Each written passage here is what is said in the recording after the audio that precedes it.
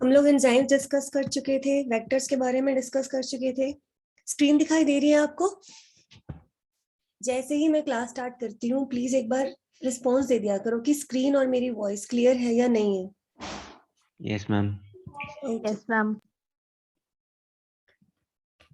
यहाँ तक कोई डाउट? हमने एंजाइम्स के बारे में डिस्कस किया था, राइट? उसमें मेन जो हमने करना था एंडोन्यूक्लियोसिस के बारे में था, क्योंकि ये वो एंजाइम्स हैं जो डीएनए को कट करते हैं एट अ पर्टिकुलर पोजीशन। अब ये डीएनए को ही क्यों कट करते हैं, सेल्स को क्यों नहीं ये लाइस करने में हेल्प करते? क्योंकि इनकी एक रिस्ट्रिक्शन है कि they can cut on a specific sequence and that sequence is known as the palindrome. हम वीडियो देख रहे थे, बीच में लेक्चर डिस्कनेक्ट हो गया था। नेक्स्ट हमने किया था इनका जो नॉमेनक्लेचर है वो कैसे होता है, इनके रूल्स हैं। एंडोन्यूक्लियस को बैक्टीरिया से आइसोलेट किया जाता है, राइट? और इनके नॉमेनक्लेचर के पर्टिकुलर रूल्स होते हैं। जैसे वो बाइनोमियल नॉमेनक्लेचर होता था 11th में एनिमल्स और प्लांट्स का नॉमेनक्लेचर करने के लिए, उसी तरह से एंडोन्यूक्लियस का भी एक पर्टिकुलर रूल है, जिसमें हम जेनस का फर्स्ट वर्ड लेते हैं, फिर स्पीशीज के पहले 2 अल्फाबेट लेते हैं, फिर स्ट्रेन लेते हैं, और ये जो नंबर होता है that is given on the basis of their isolation. कौन सा पहले आइसोलेट हुआ है, यहाँ मैंने आपको एक चेंज करने को कहा था। हिंड वन पहला आइसोलेटेड है, हिंड टू सेकेंड आइसोलेटेड है, लेकिन जो पहले डिस्कवर हुआ था that is the Hind two. ठीक है, फिर हमने वेक्टर्स के बारे में डिस्कस करना स्टार्ट किया था। वेक्टर्स व्हीकल्स, जैसे हमने ह्यूमन हेल्थ एंड डिसीज में किया था, हाउस फ्लाइज और मॉस्किटोज हैं, वो डिसीजेस के वेक्टर है, डिसीजेस को स्प्रेड करते हैं। बायोटेक में जो वेक्टर्स होते हैं they are the DNA molecules, जो डीएनए या फिर जीन ऑफ इंटरेस्ट को एक सेल से दूसरी सेल में ट्रांसफर करने में हेल्प करते हैं। हम लिखते हैं ना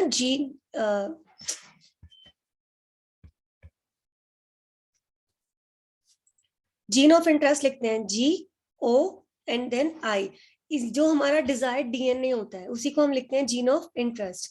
तो वेक्टर जो होते हैं वो डीएनए मॉलिक्यूल है जिसको ट्रांसपोर्ट करने में हेल्प करते हैं। वी हैव ऑलरेडी डिस्कस्ड, 2 तरह के हैं, क्लोनिंग एंड एक्सप्रेशन। क्लोनिंग, इनका एक कॉमन फंक्शन है दोनों का, दोनों ही डीएनए को एक सेल से दूसरी सेल में ट्रांसफर करने में हेल्प करेंगे। एक्सप्रेशन वालों का एक एक्स्ट्रा फंक्शन है कि वो उसके एक्सप्रेशन को स्टडी करने में भी हेल्प करेंगे। मींस जो gene of interest host cell से दूसरी सेल में ट्रांसफर किया गया है, this vector is used to obtain और एनालाइज द जीन प्रोडक्ट। कल को उसका प्रोडक्ट बन रहा है या नहीं बन रहा है उसको एनालाइज करने में भी ये मदद करेगा। ये इसका एडिशनल फंक्शन है, इसीलिए इसको एक्सप्रेशन वेक्टर कहते हैं। ये एक्सप्रेशन को स्टडी करने में भी हेल्प करता है। आइडियल वेक्टर में कौन कौन से कैरेक्टर होने चाहिए ये हम सबने डिस्कस कर लिया था। मेन इसमें था एक सिलेक्टेबल मार्कर जीन होना चाहिए, सिलेक्शन में जो हेल्प करेगा वो मैं आज डिस्कस करूंगी। नेक्स्ट बताया था मैंने एग्जांपल, सबसे ज्यादा जो यूज होता है हमारे कमर्शियल प्रोडक्शन में, कमर्शियल स्केल पे जो यूज करते हैं बायोटेक में, ये जो बड़े बड़े वैक्सीन बन रहे हैं, इंसुलिन बनता है, बायोटेक्नोलॉजी की मदद से जो भी इंडस्ट्रीज रन कर रहे हैं, कमर्शियल स्केल पे ज्यादातर इन 2 वेक्टर्स को यूज किया जाता है। इसकी डिटेल मैंने बताई थी। PBR322 की एक इमेज भी मैंने दिखाई थी, दिस वन। ये पूरा एज इट इज तुम्हें डायग्राम आना चाहिए। सेंटर में हम इसका नाम लिखते हैं, वेक्टर्स को ड्रॉ करने का ये प्रॉपर रूल होता है। This is the Orai origin of replication. जब भी जीन ऑफ इंटरेस्ट जब हम वेक्टर में ट्रांसफर करते हैं तो ओराई का होना बहुत जरूरी है। इसके ही बगल में एक रीजन मिलता है, this is the ROP, protein for the replication या प्रोटीन ऑफ द रेप्लिकेशन। ये इसका एज सच कोई काम नहीं है, ये सिर्फ डीएनए पॉलीमरेज को हेल्प करता है ओरी को आइडेंटिफाई करने में। जहां भी ROP होगा उसके ही आसपास ओरी होगा, सिर्फ ये आइडेंटिफिकेशन में हेल्प करता है। इसीलिए कई जगह पे इसके बारे में मेंशन भी नहीं किया हुआ, अदरवाइज कोई बहुत स्पेसिफिक फंक्शन नहीं है। 8 साइट्स है, 8 क्लोनिंग। मैंने आपके ग्रुप में कुछ इमेजेस भेजी थी, उसमें कुछ डेफिनेशंस थी, वो देख लेना। 8 क्लोनिंग साइट्स हैं, मतलब 8 रेस्ट्रिक्शन एंजाइम्स के लिए साइट है। आप 8 टाइप के रेस्ट्रिक्शन एंजाइम्स को यहाँ पे यूज कर सकते हो। एक रूल था कि वेक्टर के पास कोई ना कोई पर्टिकुलर साइट होनी चाहिए कट लगाने के लिए, लेकिन एक एंजाइम के लिए एक ही होनी चाहिए, एक से ज्यादा नहीं होनी चाहिए। यहाँ 8 है, लेकिन 8 एंजाइम्स के लिए, सबके लिए एक एक ही है। तो एक एंजाइम एक टाइम पे एक ही कट लगा सकता है, इससे ज्यादा नहीं लगाएगा, क्योंकि उसकी साइट जो है वो एक ही है। ये जो 8 साइट्स हैं, PST1, PUV1, HindIII ई कौन कौन से बैक्टीरिया से आइसोलेट किए गए हैं, ये नीट के लिए बहुत जरूरी है, बहुत बार ये पूछ लेते हैं। ठीक है, ये TI प्लाज्मेट, RI प्लाज्मेट, एक क्वेश्चन आता है कि TI प्लाज्मेट का क्या है, ट्यूमर मतलब एक पैथोजन था जो डाइकॉट प्लांट के अंदर ट्यूमर कॉज करता था। साइंटिस्ट ने क्या किया, उसकी ये जो ट्यूमर कॉज करने की प्रॉपर्टी थी, इसको यूज करके एक प्लाज्मिड बना दिया। इसके DNA को इस तरह से यूज किया गया कि वो वेक्टर का काम करेगा, राइट, क्योंकि उसके पास वो दोनों पावर हैं जो हमें चाहिए। DNA को एक सेल से दूसरी सेल में ले भी जाता है और सेल को डिवाइड करने में स्टिमुलेट भी करता है। लिमिटेशन सिर्फ ये थी कि प्लांट में यूज कर सकते हैं, तो एनिमल्स के लिए रेट्रोवायरसेस को यूज करते हैं, लेकिन ध्यान रहे कि वो डिसआर्म्ड होना चाहिए। डिसआर्म्ड का मतलब होता है बेटा kind of paralysed, infection cause नहीं करना चाहिए। ठीक है, तो कुछ ये नेचुरल थे, कुछ कंस्ट्रक्ट भी करते हैं आर्टिफिशियली। वेक्टर्स तक कोई डाउट है तो मुझे बताओ, मैं रिपीट करूं, अदरवाइज मुझे सिलेक्शन प्रोसेस स्टार्ट करना है। रिप्लाई करो बेटा। नहीं है इस मैम तरह डाउट। से बिहेव किया करो कि तुम क्लास में बैठे हो, मेरे सामने हो, कुछ भी बीच में, कुछ भी मतलब सब्जेक्ट से रिलेटेड कोई क्वेरी है, कुछ है, तो बीच में मुझे बोल सकते हो, कोई दिक्कत नहीं है।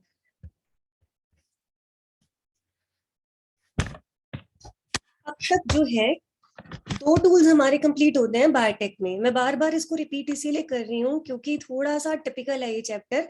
अगर ये क्लियर हो जाता है फिर उसके बाद तुम्हें कोई दिक्कत नहीं आएगी। बायोटेक में तुम्हें इसकी डेफिनेशन, फादर ऑफ बायोटेक्नोलॉजी किसे कहा जाता है, ये सब क्लियर था, तो लिखा भी नहीं था।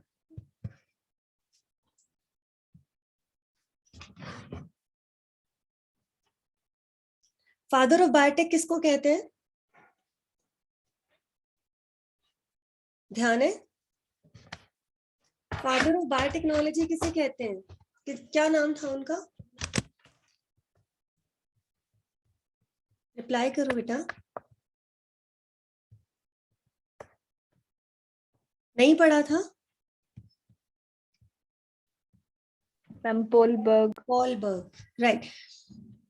हम जो टूल्स पढ़ रहे थे उसमें सबसे पहले हमने पढ़ा इंजाइम्स के बारे में। 2 प्रिंसिपल हैं बायोटेक के, एक क्या था, जेनेटिक इंजीनियरिंग, दूसरा प्रिंसिपल क्या था, केमिकल इंजीनियरिंग।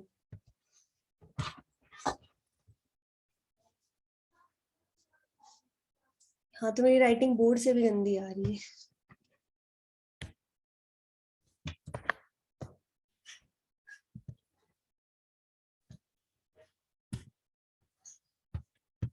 फाइव टाइप्स के एंजाइम्स थे और बहुत सारे अलग अलग टाइप्स के वेक्टर थे, जिसमें सबसे ज्यादा जो इम्पोर्टेंट है कमर्शियली यूज होते हैं PBr322 एंड PUC। ये तुम्हें पता होना चाहिए। इसमें यूसी का मतलब क्या है, यूनिवर्सिटी ऑफ कैलिफोर्निया, जहां पे इन्हें डेवलप किया गया था, जहां पे इसकी डिस्कवरी हुई थी, राइट। और बी और आर ये इनके साइंटिस्ट के नाम है। नेक्स्ट, अब अभी हम ये वेक्टर वाला पार्ट ही पूरा कर रहे हैं, कंफ्यूज मत हो जाना। जो एनसीईआरटी में जिस तरह से चैप्टर दिया हुआ है ना, वो पार्ट्स में अलग अलग है, बिखरा हुआ है, तो कनेक्शन मेंटेन करना मुश्किल है। जब भी तुम ये चैप्टर करो तो इसको पूरा एक सीरीज में पढ़ना। सबसे पहले तुमने उसके प्रिंसिपल्स के बारे में पढ़ लिया, 2 प्रिंसिपल्स हैं। अब ये जैसी भी राइटिंग है मैं लिख रही हूँ एक बार ऐसी, 2 प्रिंसिपल किए। उसके बाद हम इसके टूल्स के बारे में पढ़ रहे थे। उन टूल्स में we have discussed about the enzymes and the vectors. अभी हम होस्ट पे आए नहीं है। वेक्टर्स में जो सबसे इंपॉर्टेंट है, सिलेक्टेबल मार्कर जीन होना चाहिए। सिलेक्टेबल मार्कर जीन का मतलब क्या है,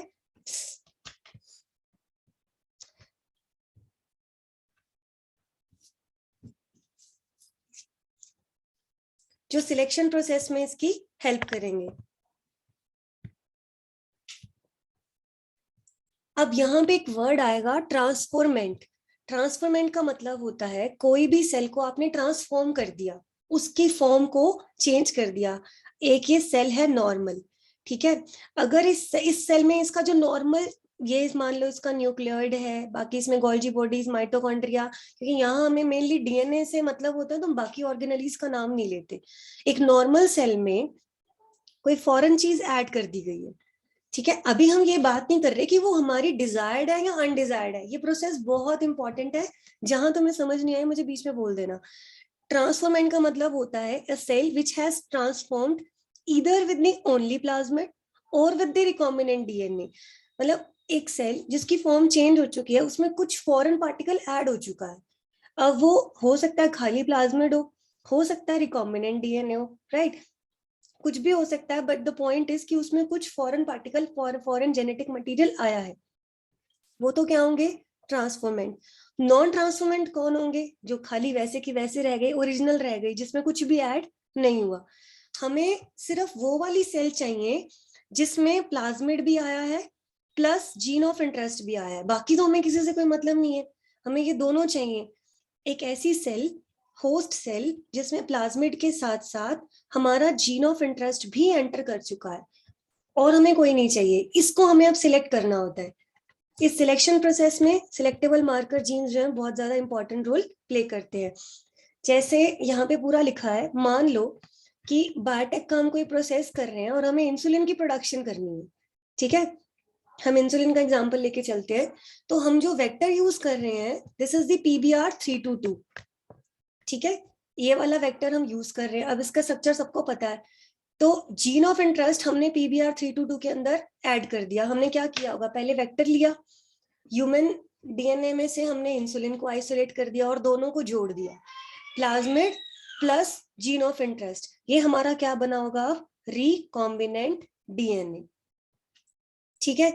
अब हमने इस रिकॉम्बिनेंट डीएनए को होस्ट के अंदर ट्रांसफर करने की कोशिश की। ये जो सारा काम होता है, ये इस तरह से नहीं होता कि हमारी आंखों के सामने है, बहुत बड़ा बड़ा है कि हमें पता है क्या हो रहा है, छोटी छोटी बहुत इतने साइज की, बिल्कुल बहुत छोटी छोटी इतनी इतनी एपेंडॉब्स होती हैं, लिक्विड फॉर्म में काम हो रहा होता है। जब तक हम पूरा सिलेक्शन प्रोसेस कंप्लीट नहीं कर लेते, तब तक हमें नहीं पता होता कि हमारा रिकॉम्बिनेंट डीएनए पूरा बना है कि नहीं बना है, होस्ट सेल के अंदर वो गया है कि नहीं गया है। अभी तक हम ब्लाइंड अप्रोच पे चल रहे होते हैं, ठीक है। तो सबसे पहले हमने क्या किया, प्लाज्मिड के साथ इंसुलिन का जीन, हमारा जो जीन ऑफ इंटरेस्ट है, हमने वो अटैच करने की कोशिश की। अब वो हुए हैं, कुछ कुछ प्लाज्मिड्स के अंदर गया होगा, कुछ में नहीं गया होगा, हमें नहीं पता। अब हमने उस सारे मिक्सचर को होस्ट के साथ डाल दिया, ऐसे ही एक एपेंडॉब ली, उसमें जो हमारा प्लाज्मिड वाला और ये वाला मिक्सचर था प्लस सेल थी, उस सबको ऐड कर दिया। अब हमें ये नहीं पता, अब कुछ सेल्स तो ऐसी होंगी जिनमें कुछ भी नहीं गया, खाली रह गई, उनमें ना तो खाली प्लाज्मिड गए ना रिकॉम्बिनेंट डीएनए गया, तो वो तो क्या कहलाएंगी, हमारी नॉन ट्रांसफॉर्मेंट। हमें बायोटेक में इसकी जरूरत नहीं है, ठीक है। कुछ सेल्स ऐसी होंगी जिनमें सिर्फ प्लाज्मिड गया होगा, हमें इसका भी कुछ नहीं करना, जब तक हमारा जीन ऑफ इंटरेस्ट इंसुलिन का जीन ही नहीं गया, तब तक हमें इसका भी कुछ नहीं करना। सिर्फ बहुत कम नंबर ऑफ सेल्स ऐसा होगा जिसमें successfully plasmid plus gene of interest गया होगा, ये हमें चाहिए। मतलब कुल मिला के हमारे पास 3 कैटेगरी बन गई सेल की। मैं ग्रुप में इमेज शेयर करूंगी, उसमें तुम्हें क्लियर हो जाएगा सारा कि आप अब तक ब्लाइंड अप्रोच पे काम कर रहे हो, आपने प्लाज्मिड और जीन ऑफ इंटरेस्ट को कंबाइन कर दिया, यू डोंट नो कि कितनों में ऐड हुआ कितनों में नहीं हुआ, फिर उसको सारों को होस्ट के साथ ऐड कर दिया। 3 कैटेगरी हमारे पास पॉसिबिलिटी है, कुछ सेल जिनमें कुछ भी नहीं गया होगा, एज इट इज रह गई होंगी, कुछ सेल्स ऐसी जिसमें खाली प्लाज्मिड गया होगा, कुछ ऐसी होंगी जिनमें plasmid plus gene of interest वाला रिकॉम्बिनेंट डीएनए गया होगा, हमें ये चाहिए, राइट। अब हम इन तीनों कैटेगरी में से हमें सिर्फ इसको छांटना है, इस प्रोसेस को हम कहेंगे सिलेक्शन प्रोसेस। हम काम कर रहे हैं PBR322 के ऊपर। आपको पता है PBR322 के पास एक एम्पिसिलिन रेजिस्टेंट जीन होता है और एक टेट्रासाइक्लिन रेजिस्टेंट जीन होता है, ठीक है। ये इमेज देखना, ये पिंक कलर से देख रहे हो, ये वाला रीजन, ये वाला रीजन जो है, this is the ampicillin resistant gene, और ये वाला जो रीजन है, this is tetracycline resistant gene. अब इस रीजन के अंदर 2 साइट्स है, PUV1 PST1। इस रीजन में एक ही साइट है, 2 साइट है, BAM-H1 और SAL1। सपोज मैंने BAM-H1 यूज किया, ये वाला एंजाइम मैंने यूज किया, इन 8 में से हम 8 साइट्स हैं, लेकिन कोशिश ये रहती है कि वो वाला एंजाइम यूज किया जाए जो मार्कर के बीच में आ रहा है। जैसे ये टेट्रासाइक्लिन के बीच में ये दोनों आ रहे हैं ना, और एम्पिसिलिन के बीच में ये दोनों आ रहे हैं, तो सक्सेसफुली काम करने के लिए, अच्छे रिजल्ट्स के लिए कोशिश ये की जाती है कि इस मार्कर के बीच में जो एंजाइम आ रहे हैं ना, वही हम यूज करें, ठीक है। तो सपोज BAM-H1 पे कोई लेके काम किया, अब जैसे ही BAM-H1 लेंगे, वो यहाँ कट लगा देगा, ठीक है, इसका कुछ भी नहीं बिगड़ा, ये यहाँ कट लगा, पूरा का पूरा प्लाज्मिड कैसे हो जाएगा, ओपन अप हो जाएगा, और यहाँ पे उन्होंने जीन ऑफ इंटरेस्ट जो है वो अपना ऐड कर दिया, ठीक है। और फिर इसको वापस में जोड़ दिया।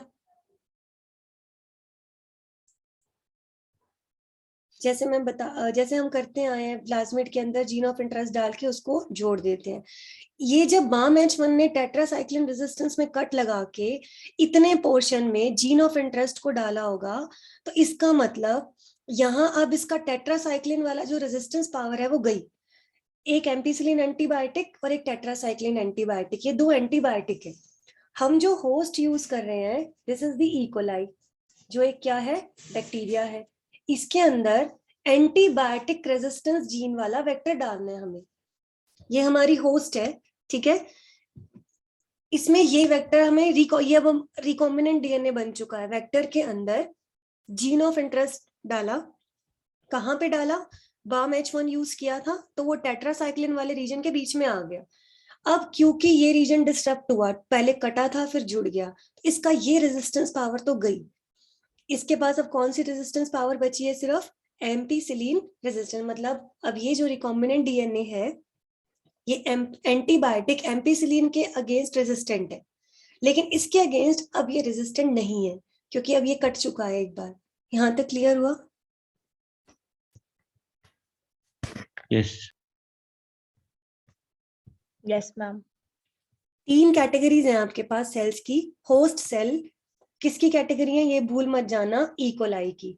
ये समझ लोगे ना, मैं तुम्हें एनिमेशन से और इमेजेस से क्लियर कर दूंगी सारा। ये 3 सेल में से आपको एक वो कैटेगरी चुननी है जिसके पास आपका रिकॉम्बिनेंट डीएनए गया है, राइट। अब हम PBR322 पे काम कर रहे हैं। PBR322 में भी एंजाइम कौन सा यूज किया है, BAM-H1, ठीक है। तो अब BAM-H1 पे उसने टेट्रासाइक्लिन में कट लगाया, तो उसके जो टेट्रासाइक्लिन के लिए रेजिस्टेंस पावर थी वो अब खत्म हो गई, क्योंकि वो डिस्टर्ब कर दिया हमने, ठीक है। अब हमारे पास 2 तरह के ट्रांसफॉर्मेंट है।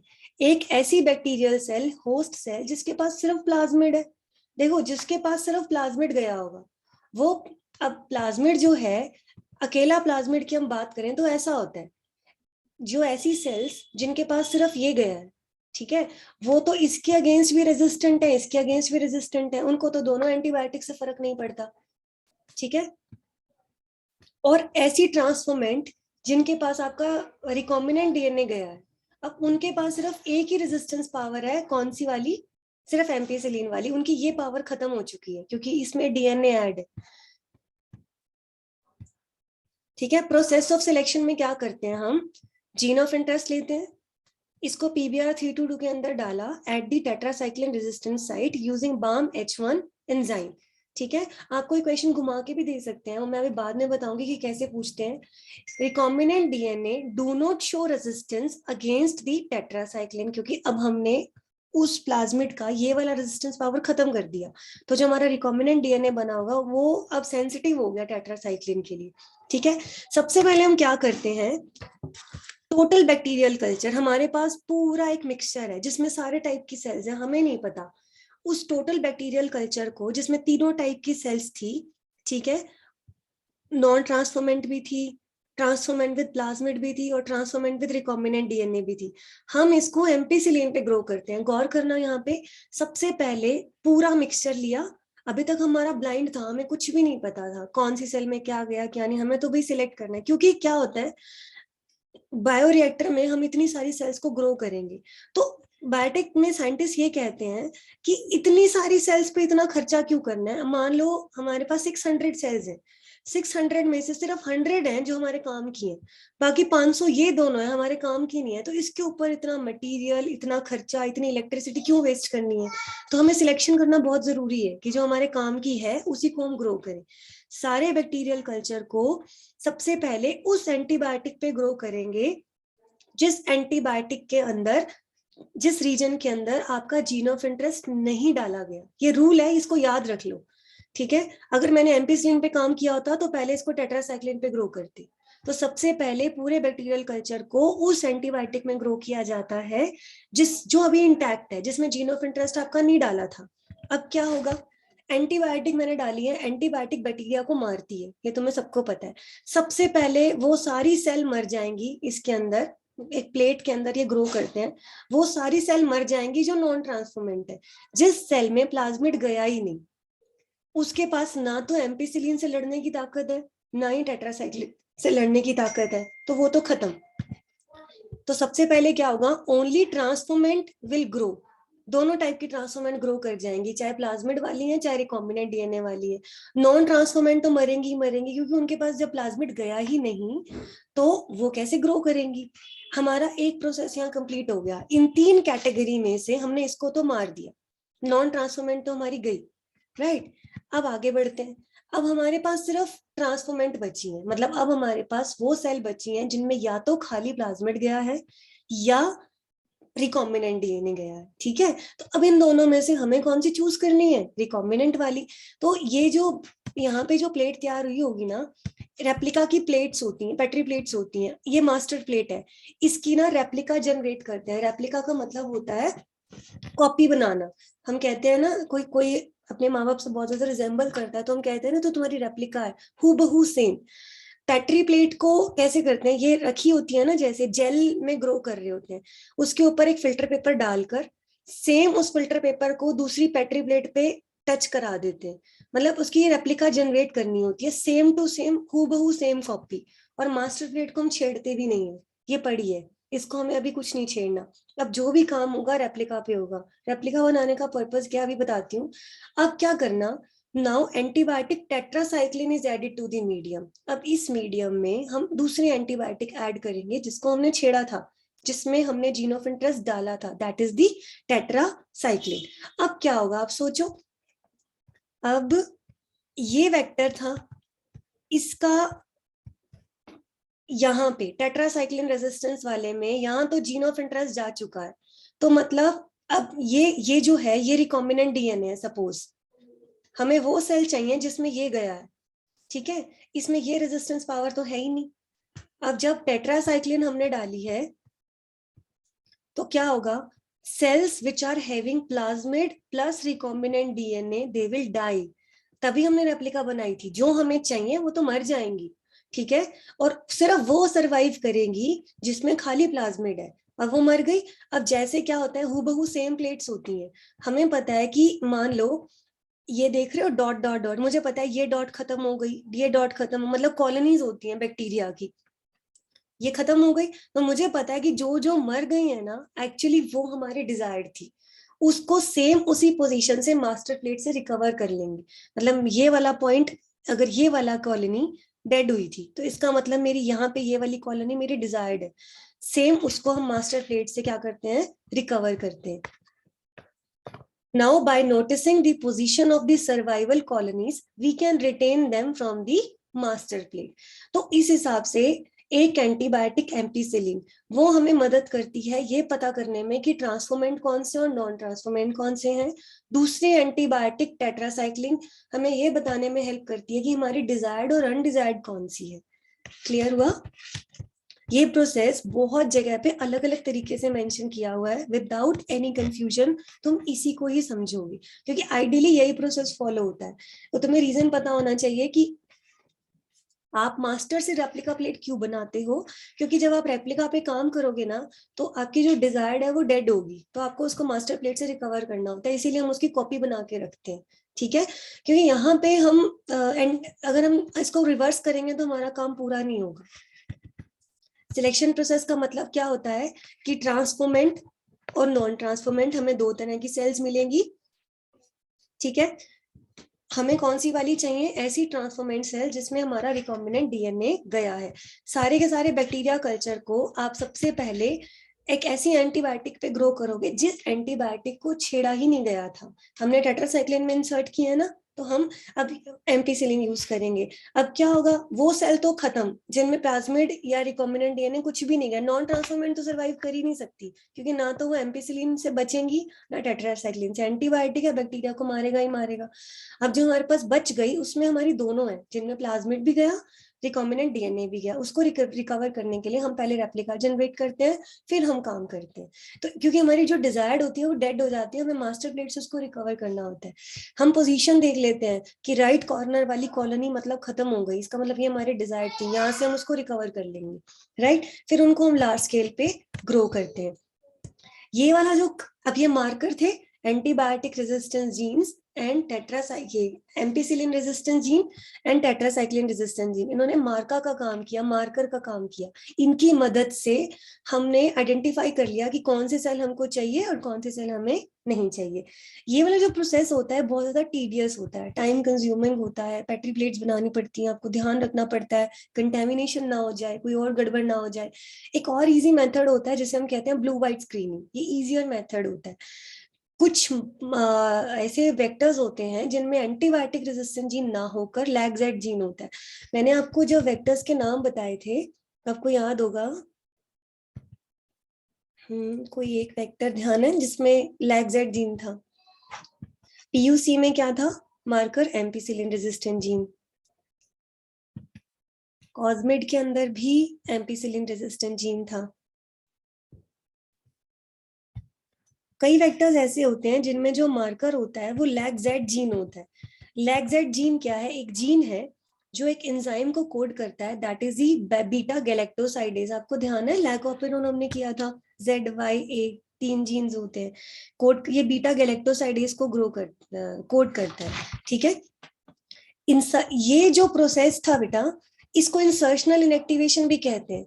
इंसर्शनल इनएक्टिवेशन का मतलब समझ गए कि इस वेक्टर में, इस रीजन में डीएनए को इंसर्ट किया, ठीक है। इंसर्ट करने की वजह से ये रीजन इनएक्टिव हो गया, इसका टेट्रासाइक्लिन की रेजिस्टेंस पावर खत्म हो गई, तो हमने इसको क्या कहा, इंसर्शनल इनएक्टिवेशन। कुछ इंसर्ट करने की वजह से ये पर्टिकुलर रीजन जो है वो कैसा हो चुका है, इनएक्टिव हो चुका है। मैंने आपको कल इमेजेस भेजी थी, मैं दोबारा भेजूंगी और इस पे पूरा एनिमेशन दिखाऊंगी कि सिलेक्शन करते कैसे हैं, और क्लियर हो जाएगा। दूसरा मेथड है जो क्वाइट इजी है इससे, ठीक है। अब ये प्लाज्मिड है, ठीक है, नॉर्मल प्लाज्मिड है। जब प्लाज्मिड के अंदर आपने जीन ऑफ इंटरेस्ट नहीं डाला, ठीक है, ये लैगजेट जीन है, मार्कर जीन है। Plasmid having lacZ marker gene, they code for the enzyme beta galactosidase. जी डीएनए है, डीएनए से आरएनए बनेगा, आरएनए से प्रोटीन बनेगा, enzymes are the proteins, beta galactosidase को कोड करते हैं, ठीक है। इसमें एक्स गैल नाम का एक सबस्ट्रेट डाला हमने, ये एक्स गैल लैक्टोज के जैसा होता है। जैसे ही ये डालेंगे ये वाला एंजाइम इसको मेटाबोलाइज करेगा और ब्लू कलर डेवलप होगा। इनमें बस तुम्हें एक ही चीज याद रखनी है, अगर प्लाज्मिड में डीएनए नहीं है, ठीक है, बैक्टीरिया, जिस बैक्टीरिया में ये वाला प्लाज्मिड गया उसके अंदर बीटा गैलेक्टोसिडेज एंजाइम भी बनेगा। जब उसमें लैक्टोज डालेंगे तो वो मेटाबोलाइज होगा और ब्लू कलर डेवलप हो जाएगा, ठीक है। On the other hand, one second,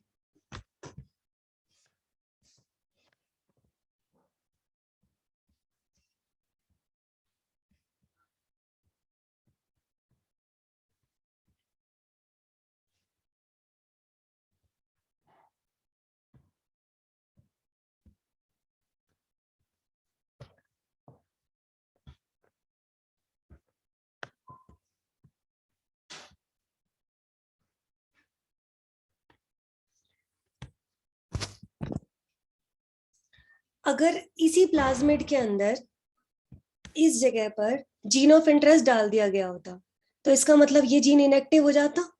अब ये इनएक्टिव होता तो बीटा गैलेक्टोसाइडेज नहीं बनता, बीटा गैलेक्टोसाइडेज नहीं बना, एक्स गैल डालते तो मेटाबॉलिज्म भी ना होता, अगर मेटाबॉलिज्म भी नहीं होता तो कौन सी बनती, व्हाइट कॉलोनीज बनती। ये बड़ा इजी सा प्रोसेस होता है, इसमें आप कलर देख के ना कॉलोनी का बता सकते हो कि ये बैक्टीरिया की कॉलोनी हमारे काम की है, मतलब इसमें हमारा रिकॉम्बिनेंट डीएनए गया, जो ब्लू वाली कॉलोनी होंगी वो हमारे काम की नहीं है। इसको बड़ा इजी होता है करना, लेकिन जो एंटीबायोटिक वाला होता है बहुत टीडियस होता है, टाइम कंज्यूमिंग होता है। तो यहाँ तक पूरा वेक्टर वाला पोर्शन कंप्लीट होता है। ये ना हम छोटे छोटे पोर्शन साथ साथ पूरे कर रहे हैं, कल को बायोटेक का जो प्रोसेस करोगे तो तुम्हें बिल्कुल भी दिक्कत नहीं आएगी समझने में। इस वीडियो में देखना, cells in large number under sterile conditions for the manufacture of biotechnological products. ये तुम सारा देख चुके हो, so that the DNA can replicate and multiply in the host organism. This is called as DNA cloning. This recombinant DNA was transferred to the ये भी हमने bacteria, कर लिया था, maintain nucleotides from the end 3' direction or 3' to 5', where a particular sequence of nucleotides is found. The restriction enzyme E. coli has the following recognition site. GAATT, the DNA strand is fragmented. Join the DNA fragments in the enzyme DNA ligase. The production of recombinant DNA as a result of the action of the restriction enzyme E. coli and ligation of DNA fragments. Gel electrophoresis can be ये हम अभी बाद electrophoresis में करेंगे। examples like snaking act and DNA is called cloacation start. यहाँ Following देखना। features are required to facilitate A DNA molecule which carries the foreign DNA into a host cell replicate inside the bacterial cell and produces many copies. They are known as the cloning vector. Vehicle का काम करते हैं, उसको transfer करेंगे दूसरे cell में और वहां पे जाके क्या करेंगे, वो रेप्लिकेट होंगे। कॉमन क्लोनिंग वेक्टर्स हमारे क्या हैं, plasmids and bacteriophages. cloning into a vector. Origin of replication. This is a sequence from where replication starts and boring. The vector required a selectable marker which helps in identifying the transformer. Vector के अंदर इसका होना बहुत जरूरी है। Ampicillin resistant, tetracycline resistant, lag-Z, कोई एक marker ऐसा हो जो कल को हमें सिलेक्शन में बहुत हेल्प करे। सिलेक्शन के बिना हम ये काम नहीं कर सकते। And non-transformers. For example, genes encoding resistance to antibiotics such as ampicillin, chloramphenicol, tetracycline, etc. are used as selectable markers. Transformation. It is a process by which a DNA piece is introduced in a host bacteria. समझ में आ रहा है? Transformation का मतलब होता है किसी भी एक बैक्टीरिया सेल को आपने ट्रांसफॉर्म कर दिया, उसकी फॉर्म को चेंज कर दिया, उसमें कोई foreign piece of DNA introduce कर दिया। लेकिन ये फॉरेन पीस ऑफ डीएनए खाली प्लाज्मिड भी हो सकता है, एम्प्टी प्लाज्मिड भी हो सकता है और ऐसा प्लाज्मिड भी हो सकता है जिसमें आपका जीन ऑफ इंटरेस्ट ऐड है। ठीक है, Bacteria.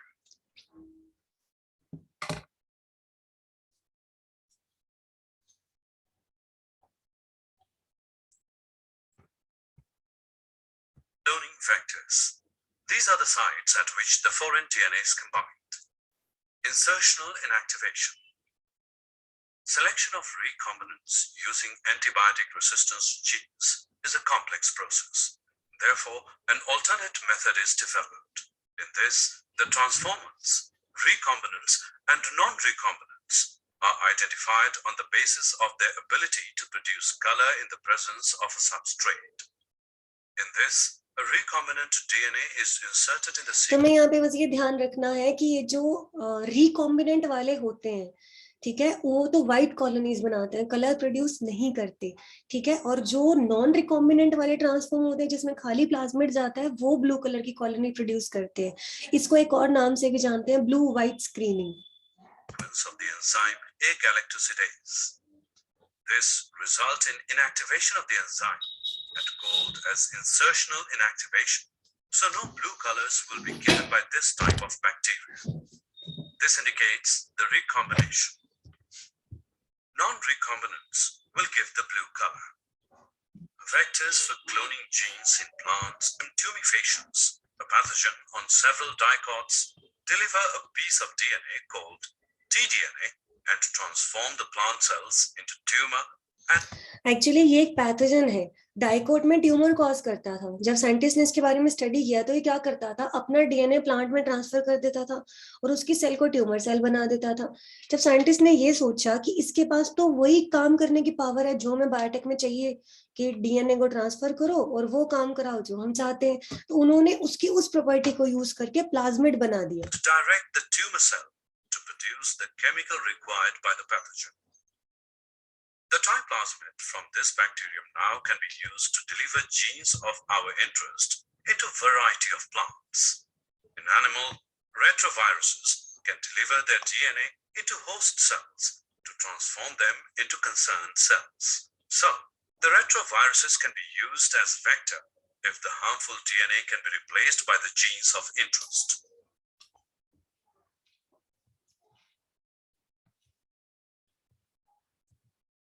Competent host. For यहाँ transformation. से नेक्स्ट टूल स्टार्ट हो जाता है होस्ट का, जो हम अभी नहीं कर रहे हैं। अभी के लिए वेक्टर्स और उसका सिलेक्शन प्रोसेस अच्छे से पढ़ लेना। PBR 322 की एक डिसएडवांटेज और एक एडवांटेज है। एडवांटेज ये है कि इसके पास 8 क्लोनिंग साइट्स हैं। यू हैव 8 ऑप्शंस कि आप 8 में से कोई भी रिस्ट्रिक्शन एंजाइम यूज कर सकते हो। बेसिकली इन चारों में से यूज किया जाता है जो मार्कर के बीच में आता है। डिसएडवांटेज ये है कि इसमें जो सिलेक्शन प्रोसेस है ना वो काफी टीडियस है। आपको मास्टर से रेप्लिका प्लेट बनानी पड़ती है, एंटीबायोटिक की जरूरत पड़ती है, हैंडलिंग बहुत जरूरी है या अच्छी होनी चाहिए उसमें जब आप एंटीबायोटिक पे काम कर रहे होते हो, तो उस हिसाब से वो टीडियस ज्यादा है। तो ये इसकी डिसएडवांटेज है। एडवांटेज क्या है कि मतलब इजी टू कैरी है, ओरी है, आरओपी है, वो सारे कैरेक्टरिस्टिक्स में हैं जो एक आइडियल वेक्टर में होने चाहिए। इसको हैंडल करना, कैरी करना बहुत ज्यादा इजी होता है। ठीक है। डिसएडवांटेज क्या है कि इसका सिलेक्शन प्रोसेस काफी ज्यादा टीडियस है। तो अभी के लिए ये यहाँ तक का ये कंप्लीट करना है आपको। सिलेक्शन प्रोसेस खूब अच्छे से समझ आ जाना चाहिए। I am telling you again कि अगर ये अभी समझ में नहीं आएगा तो आगे इसमें बहुत दिक्कत आने वाली है। 2 टूल्स, बायोटेक क्या है, बायोटेक के फादर कौन है, प्रिंसिपल्स क्या थे, ठीक है। 5 तरह के एंजाइम्स यूज होते हैं, वेक्टर्स क्या होते हैं और वेक्टर्स कितने टाइप के हम यूज कर सकते हैं। मोस्ट कॉमनली यूज क्या है, PBR 322 और उसका डायग्राम। इनमें एक मार्कर जीन जो बार बार आ रहा था, उस मार्कर जीन का पर्पस क्या है, सिलेक्शन करना।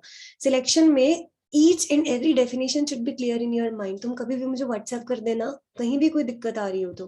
पहले तो समझाओ अपने आप को कि ट्रांसफॉर्मेंट क्या है और नॉन ट्रांसफॉर्मेंट क्या है, ठीक है। फिर उस ट्रांसफॉर्मेंट में से भी आपके डिजायर्ड वाले कौन से हैं जिसमें रिकॉम्बिनेंट डीएनए गया है। आप पहले कौन सी एंटीबायोटिक पे ग्रो करोगे जिस एंटीबायोटिक के अंदर जीन ऑफ इंटरेस्ट नहीं डाला गया। अगर एम्पिसिलिन में डाला गया होता तो हम यहाँ टेट्रासाइक्लिन पहले यूज करते। सिंपल सा रूल है, ठीक है। रेप्लिका क्यों जनरेट करते हैं, क्योंकि डिजायर्ड वाली हमारी डेड हो जाती है, हम उसको मास्टर से ही रिकवर करेंगे बाद में, राइट। और एक इंसर्शनल इनएक्टिवेशन वाला क्या होता है, जो नॉर्मल प्लाज्मिड होते हैं जिनमें जीन ऑफ इंटरेस्ट नहीं गया होता, वो वाले बैक्टीरिया तो ब्लू कलर के कॉलोनी बनाते हैं। कॉलोनी वर्ड में जो यूज कर रही हूँ, पेट्री प्लेट में बैक्टीरिया के ग्रुप ग्रो कर रहे होते हैं, उस ग्रुप को कहते हैं कॉलोनी। एक सिंगल बैक्टीरिया ग्रो नहीं करता, पूरा ग्रुप ग्रो कर रहा होता है, ठीक है। तो हमारे लिए जो इस केस में डिजायर्ड कॉलोनीज होती हैं वो व्हाइट वाली होती हैं, इसीलिए इसको ब्लू व्हाइट स्क्रीनिंग भी कहा जाता है। और ये काफी ईजी होता है दूसरे वाले प्रोसेस से, ठीक है। कल की क्लास आपके नॉर्मल टाइम